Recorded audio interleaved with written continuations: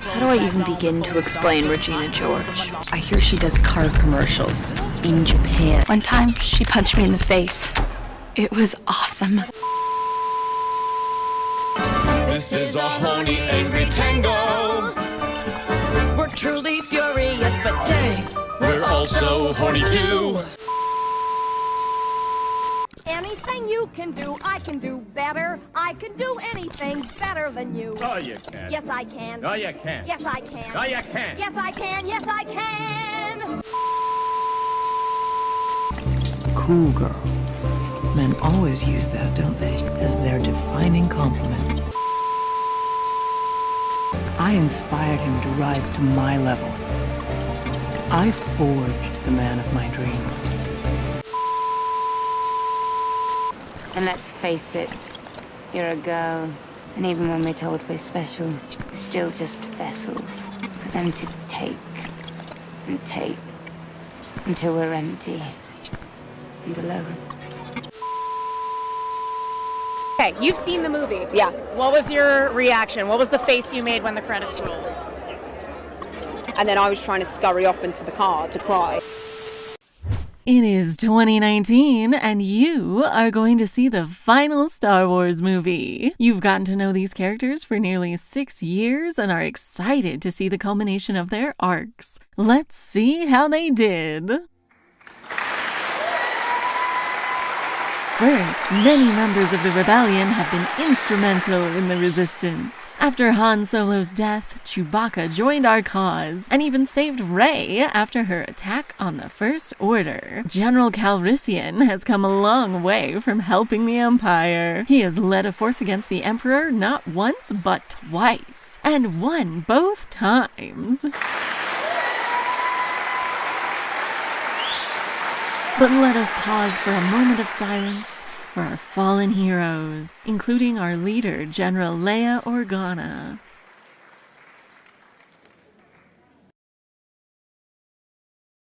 But continuing with our celebrations, our invaluable droids have continued to serve us well. R2-D2 was shut down but came to life and brought Luke Skywalker back to save the Resistance. C-3PO has served General Leia well and proven willing to sacrifice everything to defeat the Emperor. BB-8 started out carrying precious intel, saved 2 of our heroes from the First Order, and was instrumental in attacking the command ship of the Final Order. Rose Tico, like many of us, left her home to join the Resistance. She saved Finn on Crate and has proven a great leader at Leia's side ever since. Though they used to be stormtroopers, special shout out for those who have defected to join us against the Final Order, giving us a significant tactical advantage. And the first stormtrooper to have defected in history, Finn has flown up the ranks as he used what he knew to help our attacks on the First and Final Orders. He became general and led the charge on the command ship during the last battle. Always one of our best pilots, Poe has been mentored by General Leia herself. He led the way to victory during the last stand of the Resistance.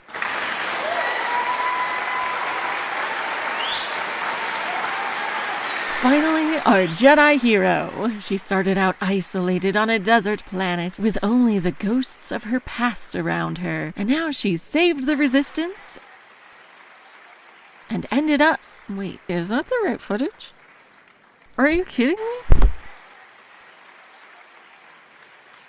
Anyway, hello! On this channel, we talk about ladies, and this series is all about how female characters were treated by this franchise. Today, we're talking about how Rey wraps up the trilogy.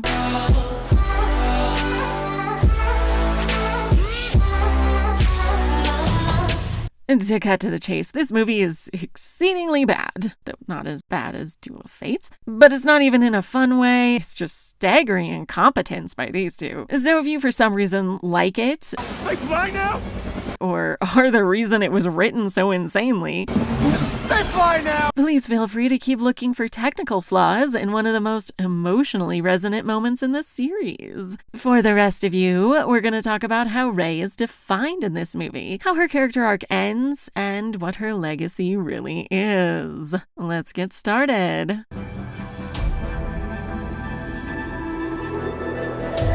Okay, so I want to preface this by saying that The Rise of Skywalker is simply a very bad movie. And this is especially true where Rey's storyline is concerned. Now, you may not have clocked it, but a lot of exposition for her comes from this masked man. Because he saw what you would become. Why the Emperor's always wanted you dead. Or where he's posing to cover his mouth. What could you give me? You are a Palpatine. What I'm saying is that this movie may not so obviously have had reshoots like Suicide Squad or Fantastic Four, but I think it's worse than that. I think they planned to be able to change things later. Matt Smith was supposed to be in this, but got replaced. Does Adam Driver even know he's talking to Palpatine here? Plus, we know that he, in particular, had to record more lines in his closet as late as November 2019. I think it's these ones, personally. You have his power. The idea that a movie with this big a budget would start filming when they didn't even have a story to go on is insane. We know The Last Jedi was written and started filming by the time The Force Awakens even came out in theaters. That's why it's so thematically cohesive, even with marketing that matched the themes. While I'm sure the cast and crew were doing their best, The Rise of Skywalker is just a mess on every level. Hello. No, thank you. No, thank you. And it's because the directionless writing brings everything down. Take, for example, Rey's costumes. Her original one was amazing and detailed. Everything made sense with her lifestyle.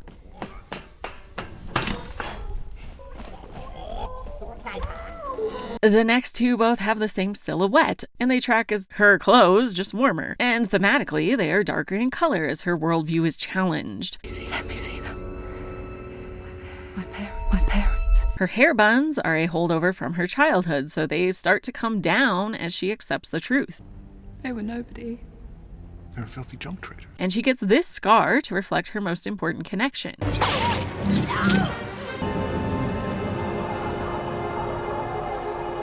And then Rise of Skywalker has a leather cuff over that scar for the entire movie. I'm Rey. Her hair is back up in buns to never come down, even if they exist because she wants her parents to recognize her. I know all about waiting. For my family. They'll be back. One day.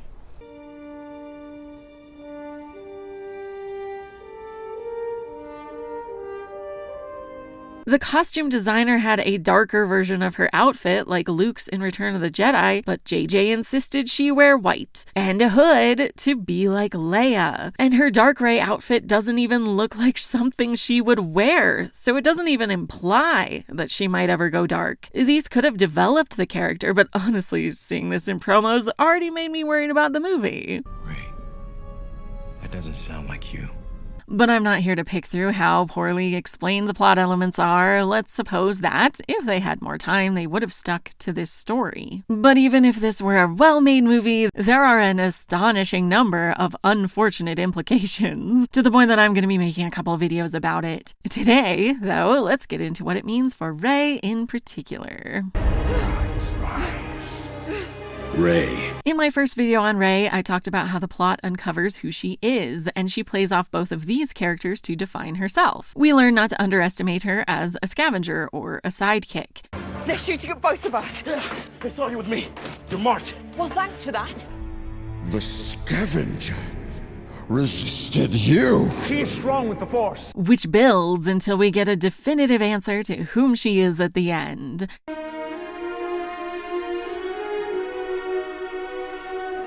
The hero of the story. This continues in The Last Jedi, where she is not learning from Luke and is learning from her interactions with Kylo Ren. I need someone to show me my place in all this. But you can't stop needing them. It's your greatest weakness. Both of which lead to her accepting that she can be the hero herself and not depend on either of them. And this movie tries to do the same. I'm gonna start out with some positives. The main thing that's good is that she continues to be compassionate and wants to fix broken things. Healing the snake, realizing it's aggressive because it's injured, is pretty obvious symbolism for both Ben Solo and for herself. And while Dio is first healed by BB-8, this is also foreshadowing, and her treatment of him reflects how she treats those who have been hurt. Looks like someone treated him badly. Which frankly I think is how she would like to be treated. No, thank you. Stop taking my hand! It's all right. You're with us now. I know a lot of digital ink has been spilled clutching pearls about the most tame enemies to lovers ship ever to exist. You know. Like my first ETL ship involved her cutting off his hand in the first chapter, but I digress. I did want to take your hand. Ben's hand.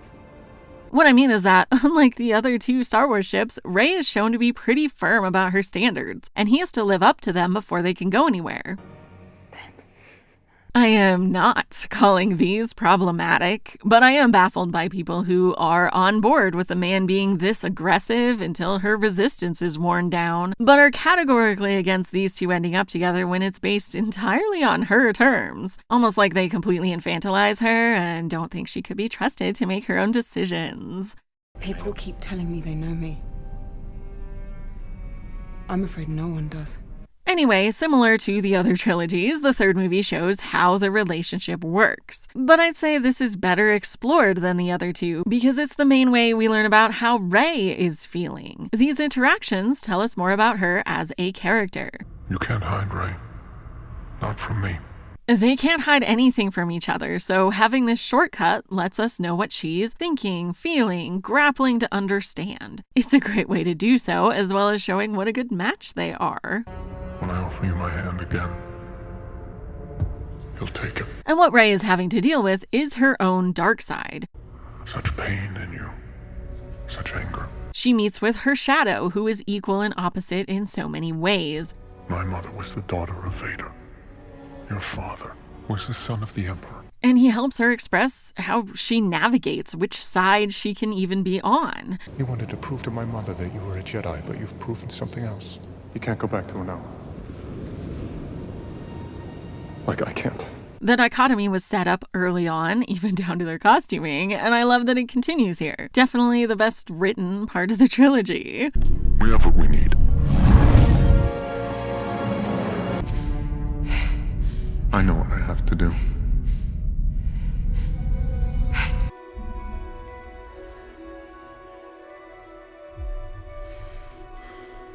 Plus, it's especially spicy in this movie. It doesn't quite live up to The Last Jedi thirstiness.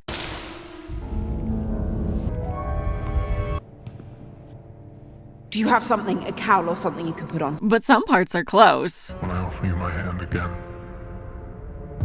you'll take it. We'll see. You know what you need to do. You know.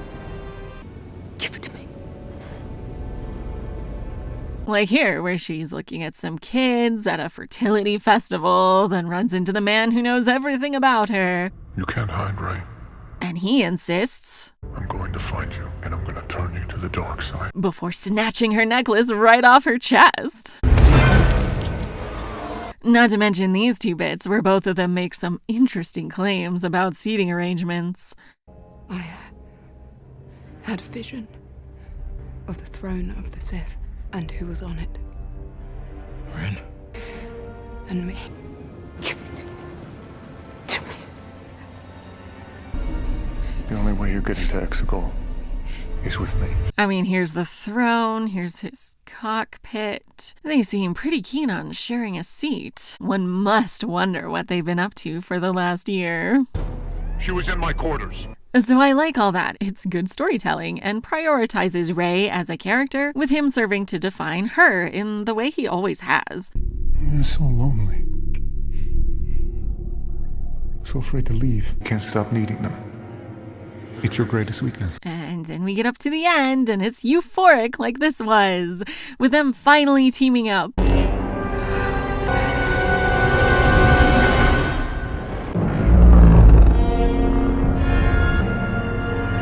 Like, this shot was in the trailers, and we knew the only person she could be looking at was him. The prodigal son has returned. They both have to grapple with their dark and light sides. They understand each other, and they can stand up against the ultimate evil in the galaxy.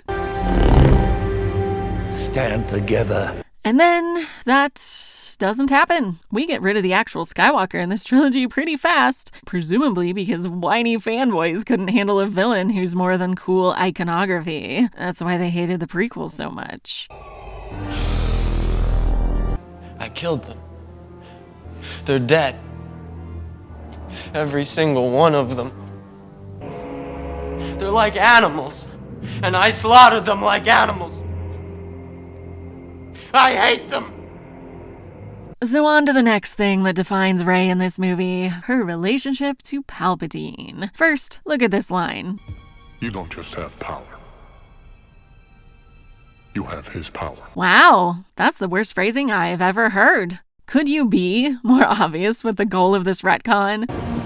Okay, this conversation is over. Don't worry, fanboys. The gross girl character doesn't actually have any value on her own. It's because she's related to men you know.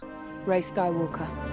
Because yeah, that's the only reason for his inclusion. As I mentioned earlier, this bit seems especially retconned. You are a Palpatine. The only way you're getting to Exegol. The good parts of it are her dealing with her dark side, which is something that always makes for a good exploration for a character. What does it mean to be called by the Force and also have a great deal of anger and trauma and self-doubt? I'm never touching that thing again. I don't want any part of this. Well, this movie doesn't care about the answer. She doesn't have a dark side, she has his dark side. A woman would never have issues unless some man gave them to her. Well, that might be true, but not in the way they meant. You killed my mother. Take, for example, this scene. I suppose we're meant to think that she's been taken over by her dark side. She seems to come back to herself here.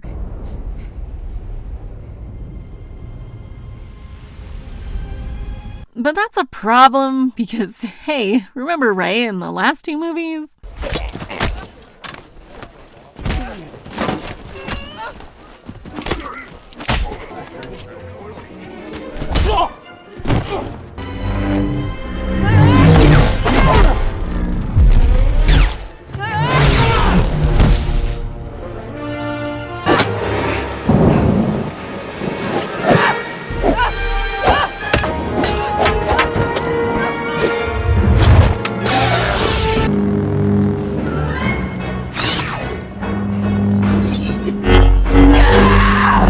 Compared to this?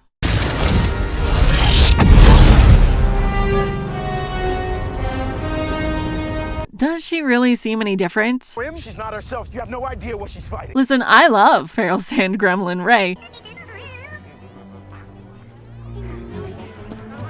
But if we're supposed to think she's on the dark side, you have to let her actually do something bad that lasts. I mean, before here, she always shoots first with him.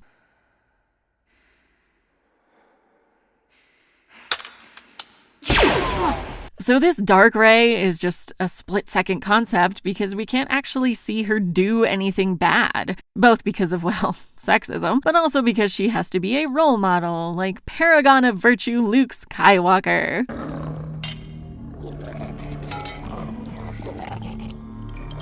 But I'll come back to him in a moment. The ending is very bad for multiple reasons. Thematically speaking, Rey has been grappling with her dark side all movie, specifically through her relationship to Ben Solo and Palpatine. The dark side is in our nature. So exploring her darkness could be an interesting concept, but if Palpatine is literally in this movie, then however she treats him is symbolically how she's treating herself. So that's not great. Looks like someone treated him badly.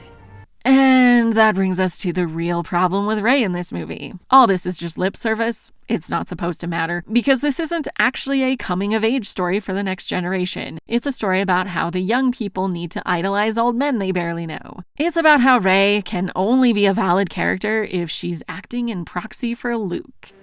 I will earn your brother's saber. One day. Luke searched for it. For a long time, he nearly found it. I need to finish what Luke started. I'm gonna pick up Luke's search for Exegol. The coordinates that Master Luke left behind. Luke Skywalker came here to find one. Luke sensed it. Ochi never left this place. I was intrigued by The Force Awakens setting up characters whose chief conflict and motivation was related to how previous generations let them down. For my family, they'll be back. One day. Like all of them, I was taken from a family I'll never know. And Han Solo, you feel like he's the father you never had. He would have disappointed you. Y'all know I love to talk generational trauma. I didn't realize the final word on the matter would be that the kids need to destroy anything that makes them unique and just pretend to be their elders. And I will finish what you started. You know, because Lucas loved to promote conforming to the authority figures. Your tauntaun will freeze before you reach the first marker. Then I'll see you in hell. Rey gives up everything that mattered to her so she can go on fetch quests for Luke. Then, when going up against the Emperor, she fixes that journey for Luke too by actually killing him. I guess him trusting in his father's goodness and Anakin sacrificing his life were meaningless. Sucks to suck, Anakin. Somehow Palpatine returned. And then she buries the lightsaber of people who were only here as slaves to take over Luke's last name. You know, the guy she knew for like 2 days and did not get along with at any time. Did you do it? If we're supposed to buy this gesture, why doesn't she take Leia's name? Yes, Master. But actually, you know what, Disney? If you wanted Rey to continue the Skywalker line, there was a much easier way. When I offer you my hand again, you'll take it. You know. I did want to take your hand. Ben's hand.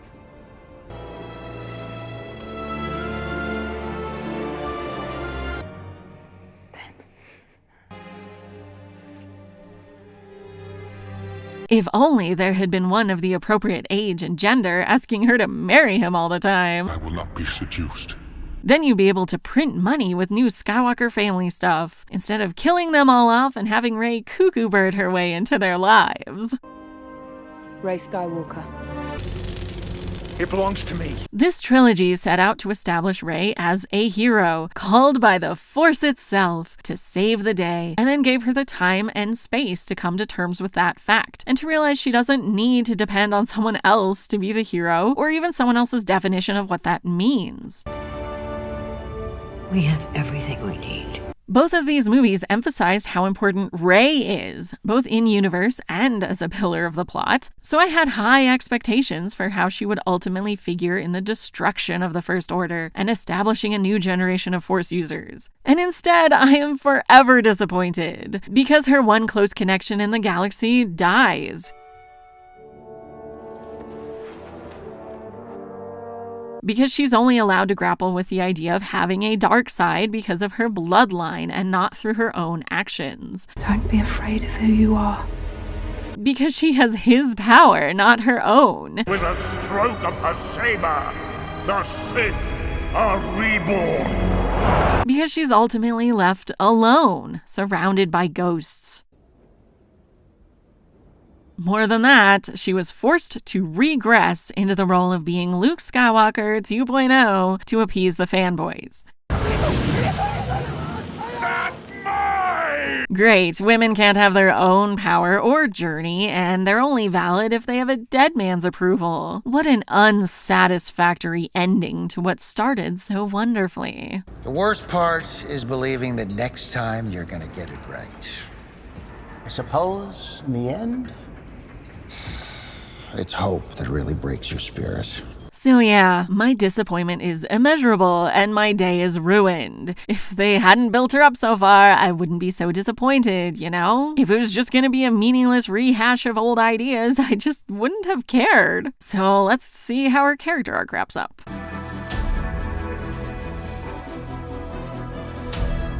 For our next section, let's see how Rey's story wraps up for the trilogy as a whole. Remember, her initial separation was from a family and a place to belong.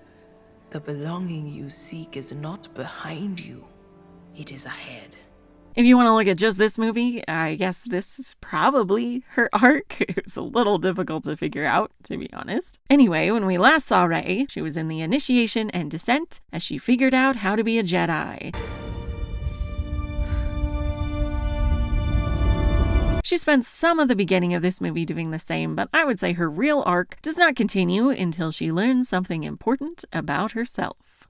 You are a Palpatine.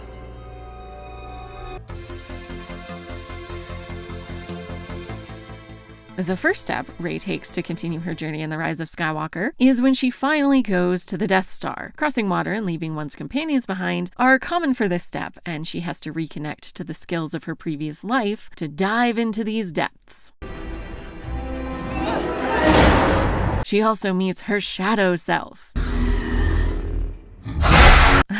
Not the one with the teeths. I mean him, as he explains. You can't go back to her now. Like I can't. She may be great at using the Force, but she has realized she's reached a roadblock, and now we know what it is. She has to figure out this side of herself to go on. People keep telling me they know me. I'm afraid no one does. The next step is a yearning to reconnect to the feminine. I don't know if she was briefly taken over by the dark side or something, but she starts to struggle with the fight until she takes advantage of Leia reaching out to her son to kill him. Before realizing that this isn't like her, and then she longs to reconnect with Leia and with Ben. She tells him so after she heals him, including causing the scar she gave him to disappear.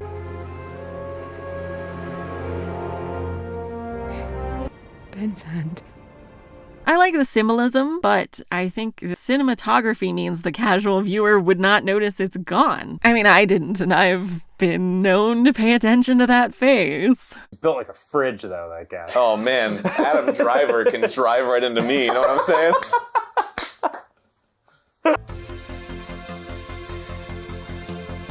Next, Rey goes back to Ahch-To with the intention of living in exile, forever, I guess. Luke appears and gives her advice. If you don't face Palpatine, it will mean the end of the Jedi, and the war will be lost. You will be destroyed.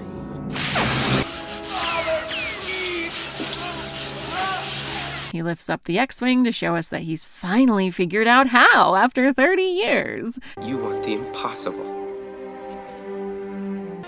I don't believe it. That is why you fail. Great job, Luke! Now she has found her resolve and goes to confront Palpatine. One of the final steps for the heroine is to heal the wounded masculine. Only then can she become a full person. Well, Rey heads off to kill her grandpa, and a newly healed Ben Solo shows up to help, and then they both inadvertently heal Palpatine somehow. The life force of your bond. A power like life itself. Yay! But the point of this step is to reconcile with both Palpatine and Ben. She does this by burning off his face and insisting she's not like this guy. I'm all the Jedi. And then by a kiss of death after taking all of his life force.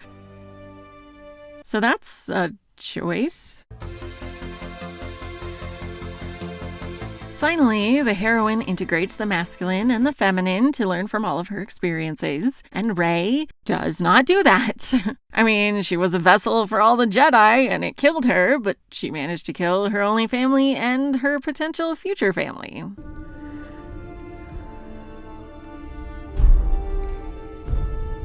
She goes back to the Resistance and looks like she's been through hell while continuing not to tell her supposed friends about anything that's ever happened to her. And then she goes to Tatooine, but I guess now that she's gotten the blessing of both Luke Skywalker and Leia Organa, this is how she integrates the masculine and the feminine. So she's got that going for her. She apparently stole BB-8 from his master, and a droid is her only companion, but I'm sure this is the belonging she's been looking for. Listen, I know people have been like, well, look, she is gonna go back to the Resistance and that will be her found family. A couple problems there. One, if that was the point, we should have ended on it like we do for Return of the Jedi.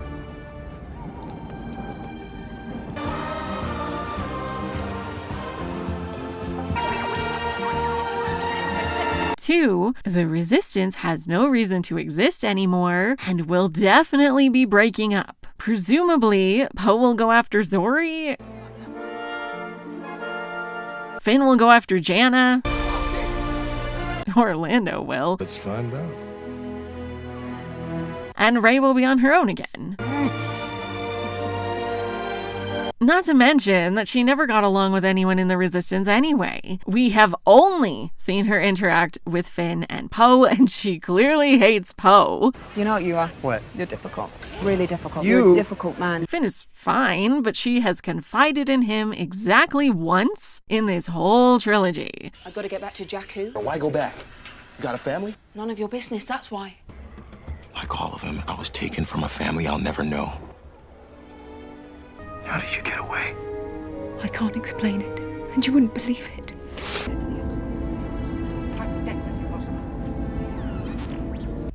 Tell me.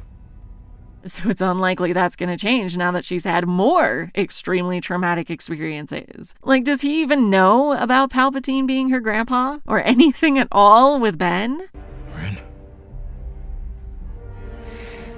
And me. Because, okay, here's what we know about Rey. Her parents are dead, whatever the circumstances.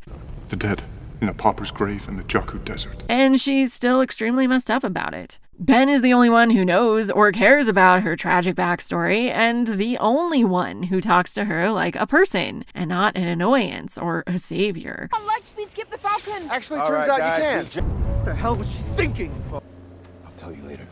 You mean when Poe's not here? What are you doing? Ray! Ray, I never told you, Ray!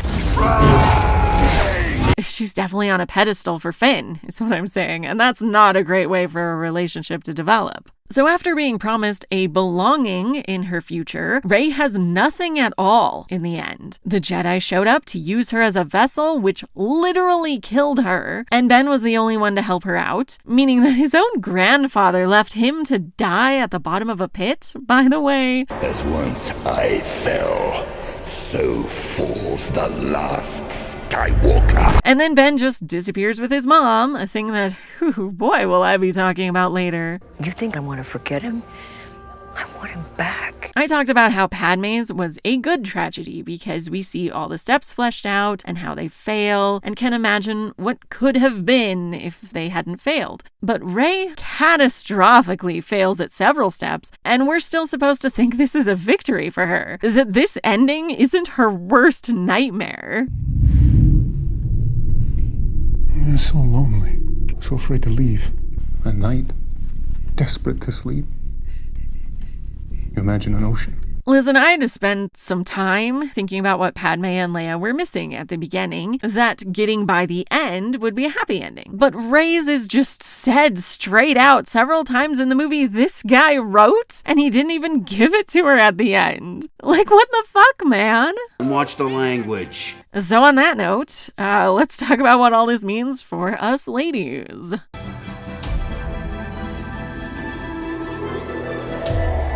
Alright, to wrap up with Rey, I want to explain why this series is named after Leia's quote from A New Hope. The more you tighten your grip, Tarkin, the more star systems will slip through your fingers. It's especially true of this trilogy, as the idea that fanboys, who have hated every version of Star Wars after 1983, virulently continued to hate this, Disney and Lucasfilm, for some reason, pivoted to try to appease them. And that meant sacrificing a lot of goodwill and most of what was actually interesting about the trilogy in order to shove things into boxes that, honestly, they were invented not to fit into. For Jedi path. It also, I'm sure purely coincidentally, meant sidelining most of the women and people of color. When?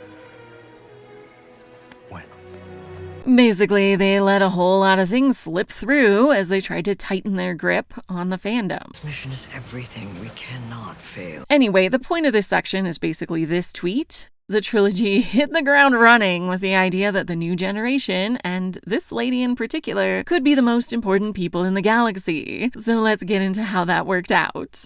The scavenger resisted you. A scavenger girl is no match for the power in me. But to preface that, let's talk about a self-affirming phrase. Tony Stark finishes his arc by saying,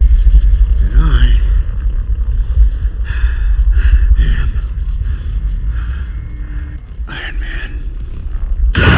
This gives us, as the audience, emotional catharsis because it's what we've seen him struggle to figure out. I have thoughts about this being his ending, but this is a good moment. It ties together everything we know about the character.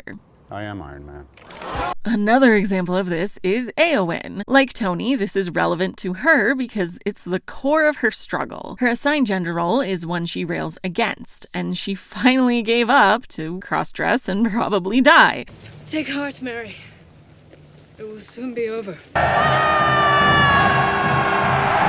So the idea that her gender is actually the only reason she's able to win is huge for her worldview and her acceptance of herself. No man can kill me.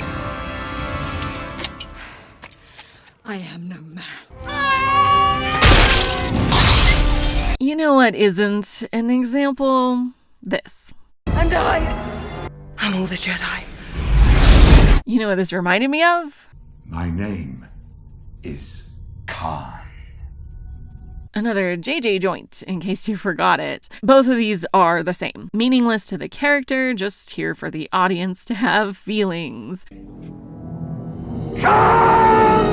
So let's look at a better example. I am a Jedi, like my father before me. The catharsis of this isn't because he said he's a Jedi. It's because he's reminding Anakin of whom he used to be, and he's invoking their relationship as an appeal to Anakin's buried light side. It is the name of your true self you've only forgotten. I know there is good in you. Honestly, one reason I've always loved Star Wars is because this is basically breaking a gender role here, as far as masculine heroes go. Never. I'll never turn to the dark side. So dude bros misread this scene as Luke going up as like an assassin to take out the Emperor, and this is mercy from a place of power, instead of what's actually happening, which is that he decided he would rather die to save his dad than be the cause of his death. I can't kill my own father. And this is horror at how he too could go dark.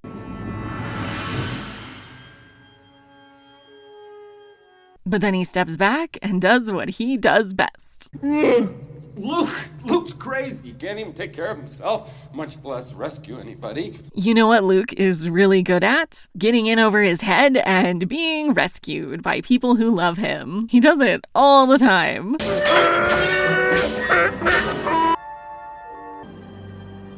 Hello there. I don't like you either. You just watch yourself. Luke, we're gonna have company! What the hell are you doing? Somebody has to save our skins. Shut down all the garbage matches on the detention level! Poor master. We're all right! We're all right! You did great! I have you not. Yahoo! All clear, kid. Now let's blow this thing and go home. This may smell bad, kid, but it'll keep you warm. I cannot teach him. The boy has no patience. You will learn patience.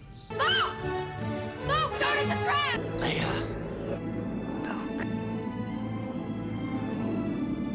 We've got to go back. You take it easy. Let's just figure out a way to get out of this thing.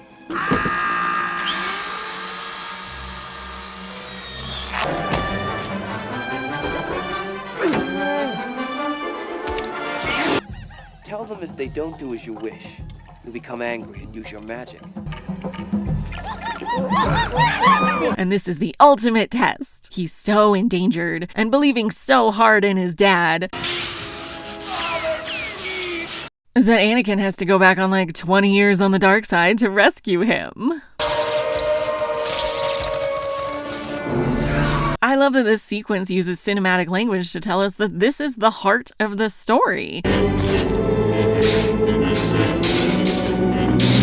It's drawing a clear moral line in the sand. There is still good in him. He's more machine now than man. Can the galaxy really be saved if it means having to kill your dad for it? I'll not leave you here. I've got to save you. Well, Rey rolls up and finishes what Luke started. I need to finish what Luke started. By killing Palpatine herself. Your master, Luke Skywalker, was saved by his father. Despite him being her only family in a thematically confused Wonder Woman ripoff. The only family you have here is me. So what I find sort of darkly fascinating is how the writers understand their own franchise so poorly that they ended up making the Luke 2.0 do something more hardline manly heroic than the original hero, implying that Luke should have been more so. Luke, who was so relatable and resonant precisely because he wasn't hardline manly heroic, but still navigated how to be a man and a hero in a way few stories have attempted. I've got to save you. You already have. And what kind of hero is Luke? Well, why does the Emperor lose in the Ridge Tridge? Because he openly mocks the idea of caring about anyone. We are quite safe from your friends here. Your overconfidence is your weakness. Your faith in your friends is yours. And Luke is the opposite, believing wholeheartedly in the goodness of people, including his own father, who cut his hand off in their last encounter.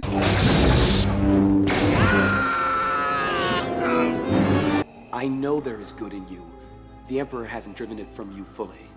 How the protagonist interacts with the villain is supposed to tell us more about who they are. In The Last Jedi, Snoke loses because, as Rey says, you underestimate Skywalker and Ben Solo and me. Notably, he underestimates her because he's too busy venerating Vader and Luke Skywalker as entities. Vader grew stronger. His equal in the light would rise. Skywalker, I assumed. Rather than understanding that she can affect both Luke and Kylo Ren until they break Snoke's expectations to act in ways that help the galaxy. And kills his true enemy.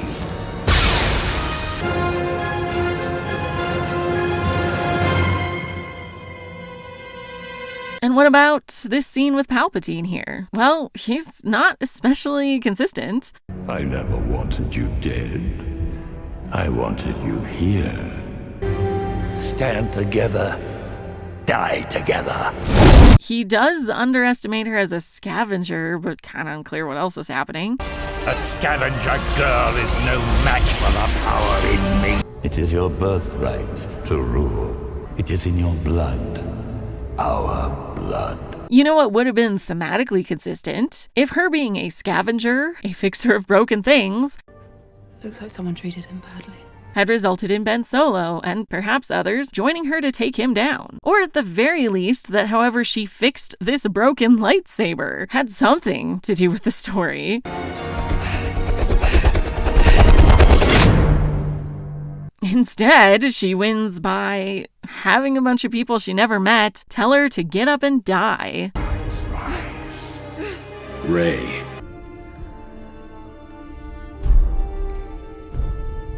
This scene is really upsetting. Kids were crying in my theater. And also, it's like one of the most deeply sexist tropes I can think of. Let me show you some examples. In 2019, we ended some big stories. Here's the end of Game of Thrones.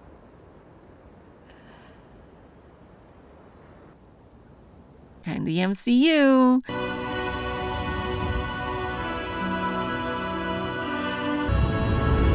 And Star Wars.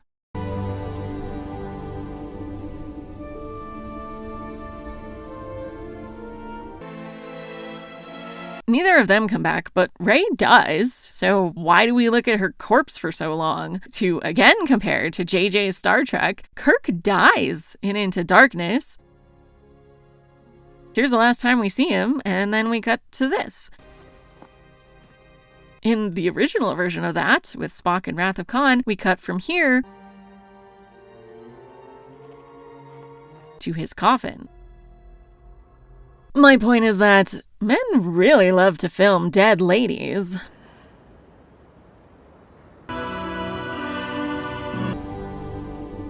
Rey being female doesn't matter when it comes to how she fights the bad guy. Nothing about her as a character matters in this fight, but it does come up when we linger over her wide, dead eyes. Ophelia all over again.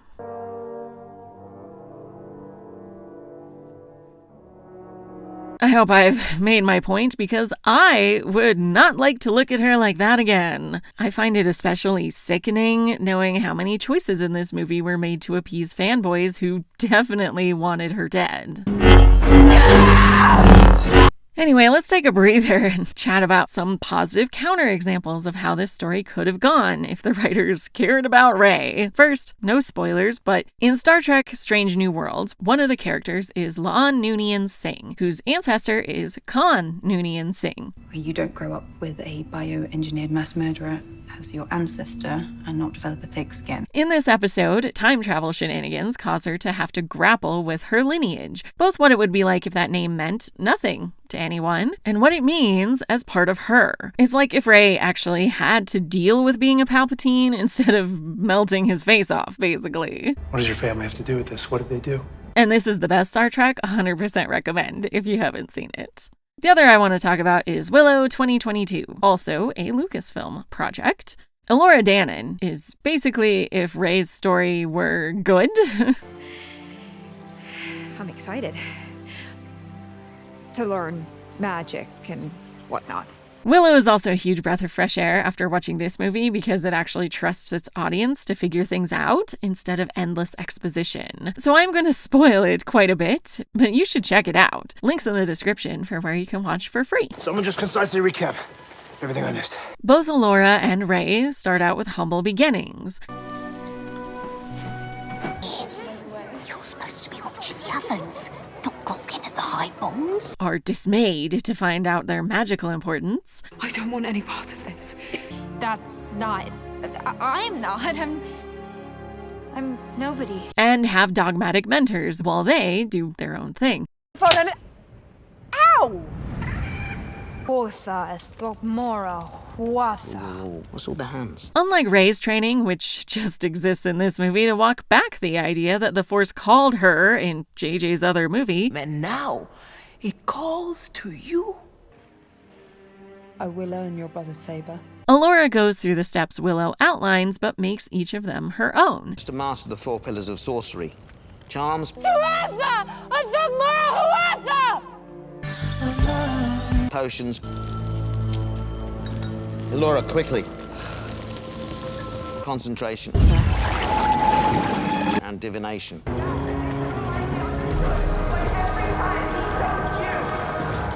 I could have finally understood why every time he chose you! Instead of having to earn a lightsaber, she steals the wand and does great with it.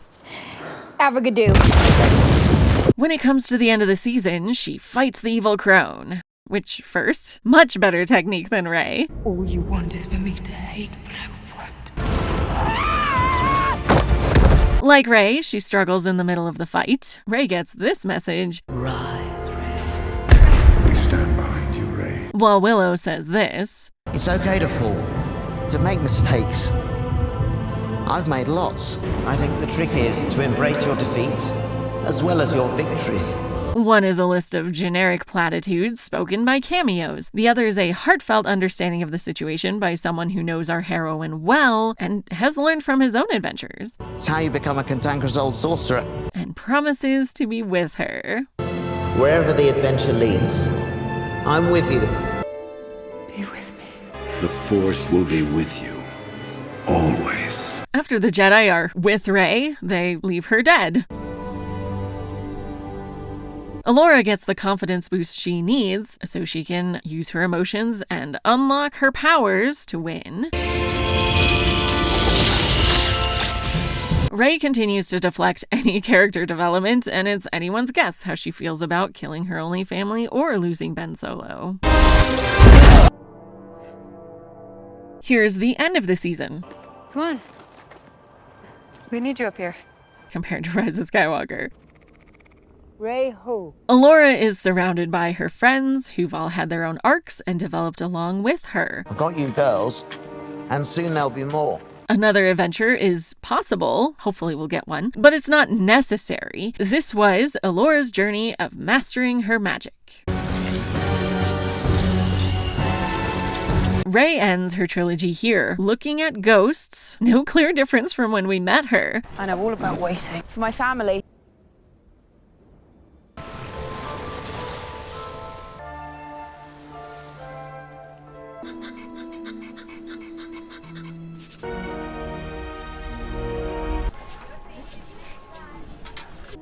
Who are you?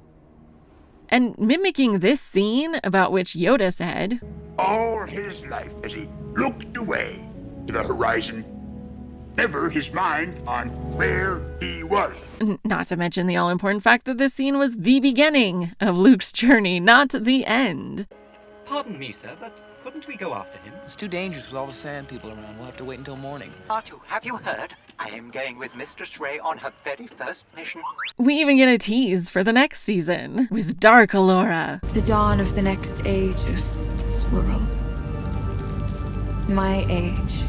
Unlike Dark Rey, it is a suggestion of an interesting way the story can, and hopefully will, go in the future. And Graydon? I want you. Dark Rey has nothing to do with this story and no reason to return, because Rey doesn't matter as a person, and cinema language implies that whatever makes her important hasn't happened yet. Kind of sounds like she's getting further away from it. So what does Rey's story really say to me, as a woman? That nothing I do is ever enough to live up to what a man did before me. I need to finish what Luke started. That anything I want has to be stripped away and given up to get any recognition. The belonging you seek is not behind you. It is ahead. Sure, Jan. That I need the protection of a man's name like it's the freaking Victorian era. Empress Palpatine. Rey Skywalker. What all this really says about midichlorians, I mean bloodlines, is that you have to have a special one to do anything of value. And if your kid sucks, you can just trade out for another one who doesn't. There's too much Vader in him. I know my son's gone. Snoke had already turned his heart. The potential of your bloodline. But you cannot deny the truth. That is your family. Never be afraid of who you are. Because you're a Palpatine. Leia knew it too. Some things are stronger than blood. Rey doesn't get to choose who she is. She has to be Luke, but like a better version, without all the pesky compassion and reliance on friends.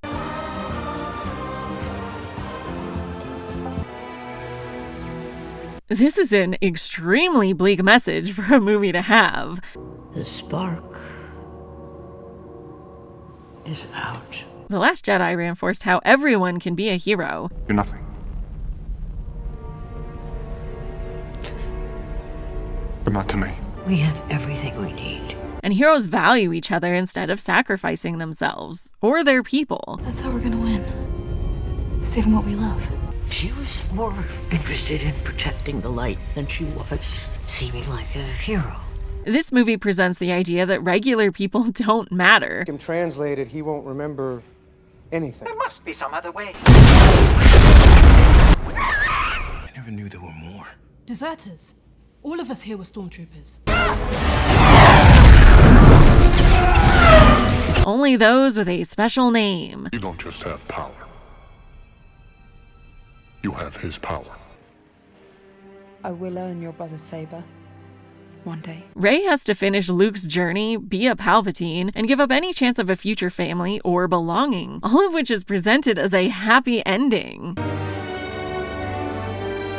Want to hear one last unfortunate implication? This ending suggests that Rey should have taken Kylo Ren's hand in the last movie. Nothing good has happened to her since then. They're not with me. Ugh. At least if she were Mrs. Supreme Leader. Long live the Supreme Leader. Finding out she's a Palpatine would be cool, actually. Helpful, even. Empress Palpatine. As I served you in the old wars, I serve you now.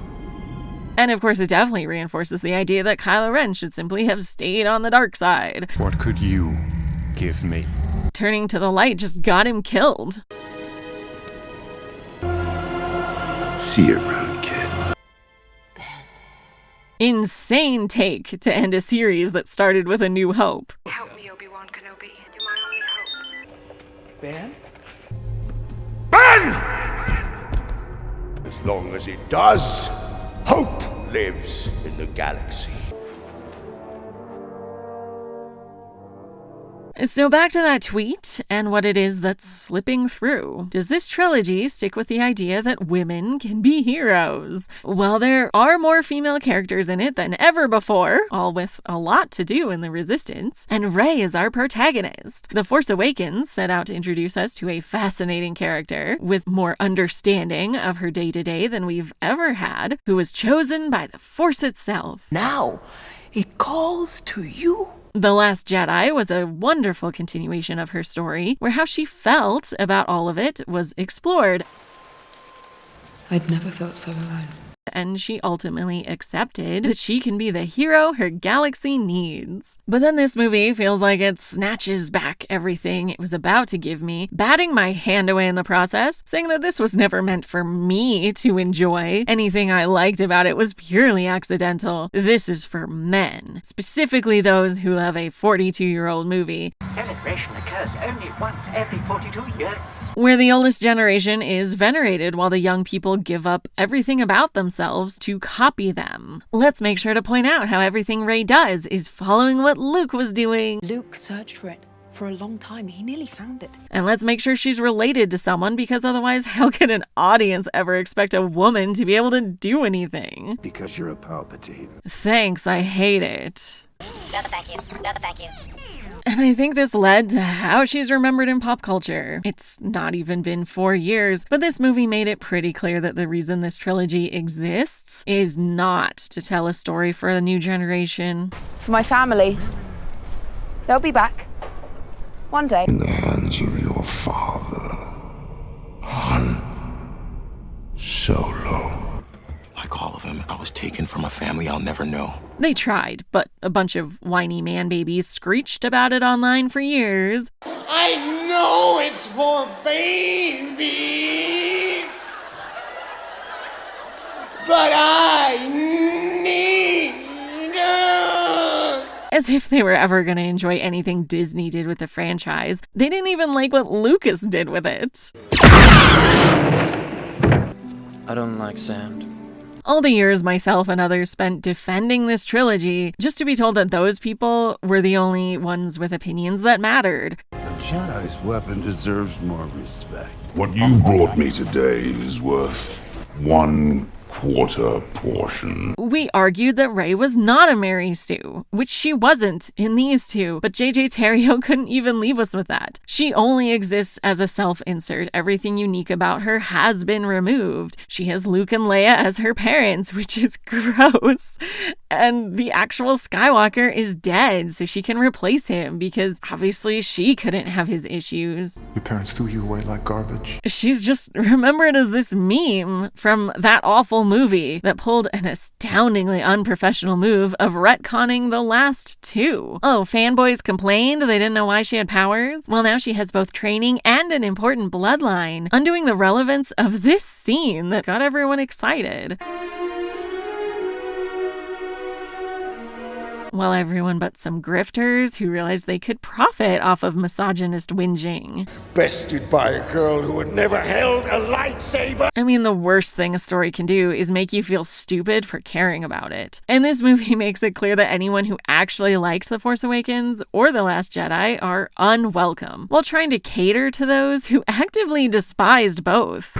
They sold you to protect you. This trilogy started out by making it clear how important women, finally multiple women instead of just one, were to the galaxy and to the whole story. And Rey was well-rounded, with her emotions mattering, and the expectation that the audience would care about what she thought or felt just as much as the fellas. But Rise of Skywalker reduces her to a vessel for male characters, stripping away what set her apart. Nothing she does has value outside of reminding us how important these dudes from a previous trilogy are, sacrificing her connections to those in this trilogy along the way until she's alone with ghosts. Which means that us ladies are welcome to give them money for finally having a female protagonist who very occasionally talks to other women, but we are clearly no longer invited to the party. Not unless we're gonna treat this old man's lightsaber with respect. Deserves more respect. Because that turns out to be Rey's real legacy. A talented Jedi who may stand up for herself, but ultimately does nothing substantial with her powers. She doesn't set up a new Jedi paradigm. She endangered the Resistance as much as she helped them. She has no impact on the galaxy other than dealing with a problem that was supposed to have ended 30 years ago. Somehow Palpatine returned. So even though Star Wars has always been special for subverting tropes, especially where ladies are concerned, this one misses the mark. And what that means is that this trilogy can be remembered as one where the names of dead men are more important than living women.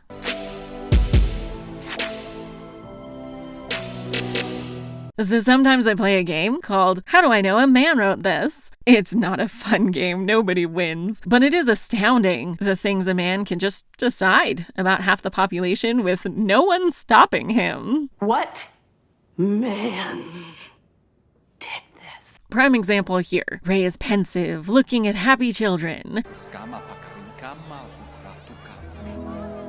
which somehow is supposed to translate to her thinking about her parents and how she wishes she had new ones. I'm Rey. Who are you? I'm Rey. She would be honored to know your family name too. I don't have one. Rey who? Rey Skywalker. This woman here, this grown-ass woman who certainly had to grow up early after being abandoned, girl is not thinking about being a child. Only a man would think this scene could lead to this one. A female character gazing longingly at kids is definitely thinking about having some. She wants belonging, she wants a family. And again, there was such an easy way to have her both be part of the Skywalker family and give her what she wanted.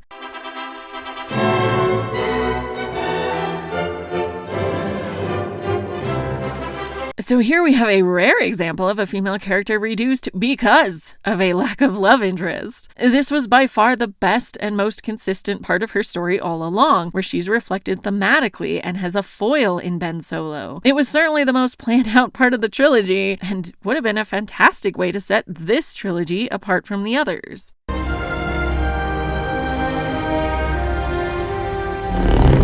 Instead, if you'll allow me to get a bit conspiratorial, I think the idea of the Force dyad is a cop-out because it gives a Force-ordained flavor to their relationship. They couldn't fall in love, that would be icky. There has to be a reason we can put in Wikipedia for them to care about each other, instead of it, being...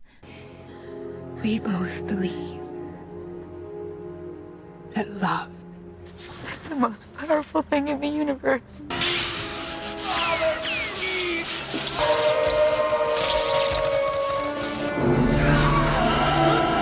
I've got to save you. You already have.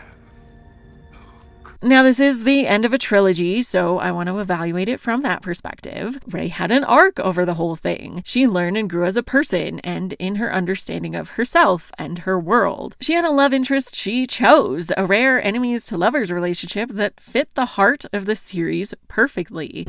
Saving what we love. She was a talented scavenger and brought a new perspective to the idea of being a Jedi and a hero of the galaxy. In fact, if this fight had ended any other way, and if this scene didn't exist, I would probably write this off as just a bad movie, but overall fine. Unfortunately, unlike the other ladies, this ending really undoes everything from before it. Why would I want to watch this interaction when I know he's gonna die? When I know she's never gonna be happy or find that belonging? Why would I want to watch the start when it's a horrible tragedy for her that won't even admit it is a tragedy?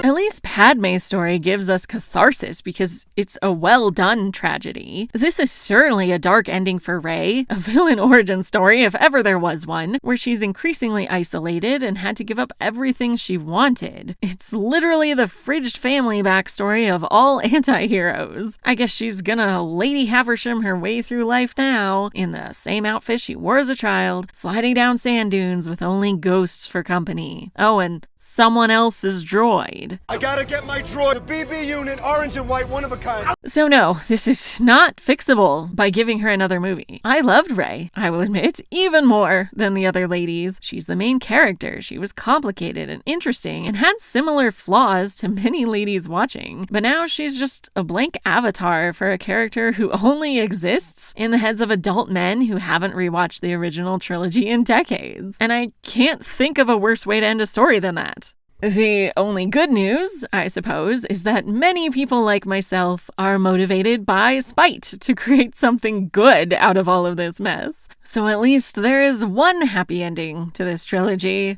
The Reylos won the Star Wars.